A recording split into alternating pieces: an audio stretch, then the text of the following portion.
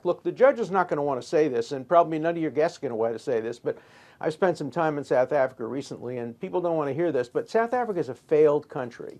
It is a lawless country. It's a country with an extraordinarily high rate of violent crime, and it's a country with deep racial divisions and problems that we wish had disappeared because we all love Mandela, but that's not the reality.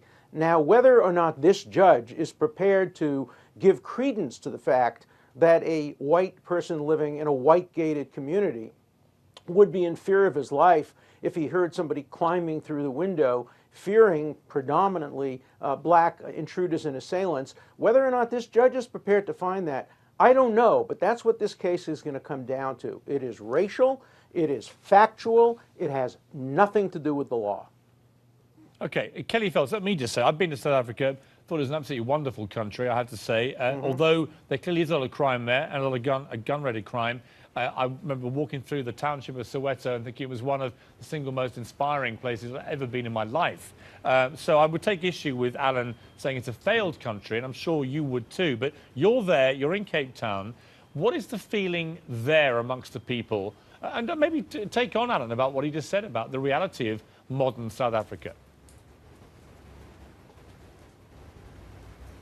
Yeah, I have to say, like you, Piers, I take issue with Alan's statement about South Africa being a failed country. We are certainly beset with many deep-seated social problems, but in many respects, South Africa is a fundamentally functional country, and in one of those respects is our legal system.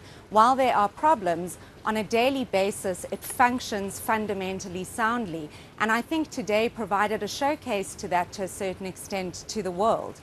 In terms of public perception here, the public has come out quite strongly against Mr. Pistorius and his version of events from the outset at bail. But in fairness, that is very largely due to the fact that the state at bail came out with some very contentious and controversial allegations regarding Mr. Pistorius's conduct on the night in question that have not actually yet been substantiated with evidence.